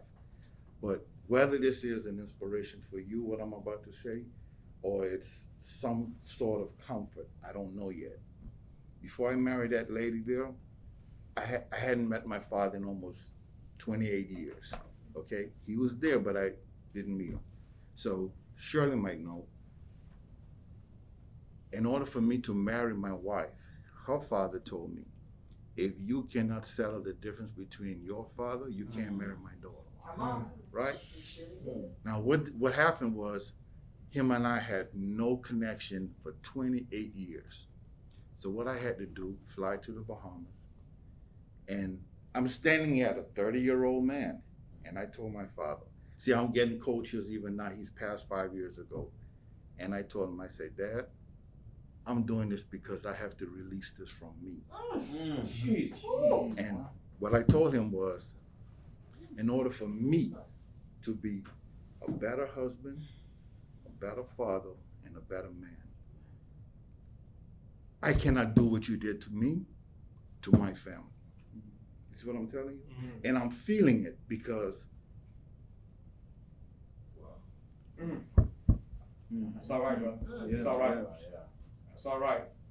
in 30 years, I've never seen that man cry until that moment. He never told me he loved me until that moment. And it took that 2-second conversation for him to say, son, I love you. Right? And it took weeks. When he came to the wedding, he looked at my wife, he said, man, God has blessed you with something that no man can ever take away. See what I'm telling you? Because for you to move on, your anxiety is because you have to get over that. Your anxiety is because you have to release that. Now, I may not see you from here, but I'm reading your book and I'm seeing it. So I'm telling you what I felt. And when he told me he loved me, that was the greatest thing. The 10 years that I spent with him was the best 10 years of my life. And I'm 51 now. That was the best 10 years of my life. And he's passed, and to this day, I still love him for only those 10 years made up for all the 37 years that he was one missing. moment, man. That one moment. So I'm telling you, from my heart, do it.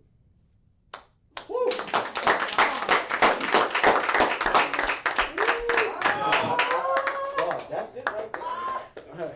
Yeah, That's it right there. Hey, I love you guys, man. This is great. God. Go ahead, Sid. That's a hard one to follow. Yes, it's so glad you, man. June got folks crying out here. Yo. Somebody turn up the hair sound. Allergy season. So for me, I think when in terms of how to impact my community, we talk about like doing what you do best, understanding what you do and turning that up a notch. Yeah. And for me, it's like being transparent. Yeah. You know, even though like I'm a mental health therapist, and sometimes we have to be guarded on how much we share with our personal lives. But I've always been a firm believer in being transparent. Yes, sir. Yes, sir. You know, allowing them to see me, to see my struggles, good and bad. So for me, that's continuing at a bigger level to be transparent and being able to just engage more. You know, engage more in the smaller community as well. So that's kind of the thing that I just wanted to say. Yeah. Appreciate you. Give it 45 seconds. I was a little Negro out of Liberty City, coming out of warehouse, got hired by Dr. Novell them. And remember, he said this one phrase. He said, people, and this was around the John Doe killing time. And he said, you know what? People would rather be infamous than ignored. There's two types of people that we ignore in our communities. People we don't know, people we don't like. I realized, because I do realize we ignore people we don't know and people we don't like, then I had to start coming up with my own strategy on engaging people I don't know and people I don't like. You understand? And the only thing lies between engaging people you don't know and people you don't like, and between being infamous and ignored, is investment. So simple things like passing through some young people who may look rowdy and a little intimidation, saying, "What's up, fam?" Yeah. You pass them every day. Yep. And just to acknowledge them makes them human. Yes. You understand? Wow. That's one thing, Wow. simple as it is. Yeah. Number two, the people you don't like, give them opportunities that they didn't give you. Come on, Doc. And doesn't mean because they ignored your purpose, you should ignore theirs. Sometimes you gotta show people how to invest, even if they didn't invest in you. And that's all I got to say. Man. Come on, Doc. Lord. Jeff? Why you always following? You sit in the wrong place, man. Always in the wrong spot, Jeff. Wow. I never sit there. Well, the question is, what will I commit to? My first commitment will be buying Brandon's book. Yeah. Yes. That'll be my very first commitment. Let's go. Yes. Let's go. Absolutely. And I like to say one thing about me, I'm going to support. And I try my best. I aim to support brothers in the community as much as possible, not only with words, but financially as well. And so my commitment is to just do it more. Yeah. Thank you. Sorry. All right, I'm gonna close this out. Two things. One, my commitment is to utilize a platform that I have with my organization, Student Life, to really help these students see that there are meaningful careers outside of the push for just a college education. There are tech schools, there are trades, there are so many things that they have skills to already do, and helping them to discover that purpose without them sacrificing anything or getting thousands of dollars in student loan debt and not know where they want to go.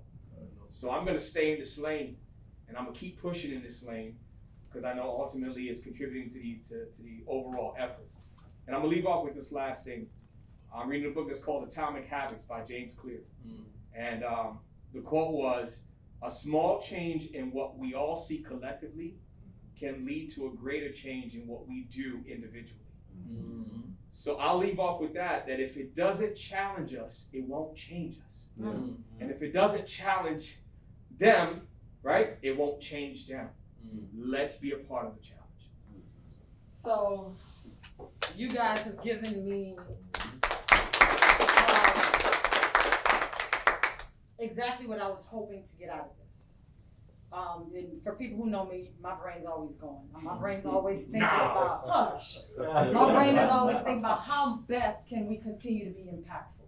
I would love to bring you guys back. I would love to continue these conversations. Because there's a chemistry, one. Two, I think there's a collective power that can come out of this that we may not have even thought about, that maybe through continual dialogue, maybe through each one reaching someone else and bringing them to the table. I walked outside and everybody was like, "Oh my God, it was so different. We thought it was gonna be a panel." And I was like, "No, I really wanted a discussion." So I wanna leave you guys with two quotes, okay? If nothing else tonight. Number one, to whom much is given, Much is required. very much more is required. Sir. Not just much more is required, very much more is required. Those of y'all that are sitting in this room, I'm not gonna talk about people's budgets, I ain't gonna talk about people's, accounts, but y'all are sitting in this room for a reason. Much has been given unto you, and very much more is required from you. If for no other reason, so that other young Black men can one day have an opportunity to sit in a room just like this and do the same damn thing. Absolutely. And then the second thing, I want you to remember that every room you sit in, it doesn't matter what aspect of the table you sit in, if you're walking in your purpose, the shift will happen automatically. You guys are powerful. You carry power in the work you do. You carry power in how you impact young people and your families. Do not let the community, let society, let your vulnerabilities limit how you can shift the atmosphere of the spaces in which you were in. I thank you for coming. I thank you for the people that are watching. I hope you'll continue to come back to watch The Turning Point. There were so many turning points today, but I think the turning point that we will all leave here with is definitely Junior and Brandon's, because until we begin to release those things that we hold on to, they impact us from becoming the best person that we can be, both for community, for family, but more importantly, for ourselves. I thank y'all. I love y'all. I mean, I really love y'all. Thank you for coming. Thank you, guys.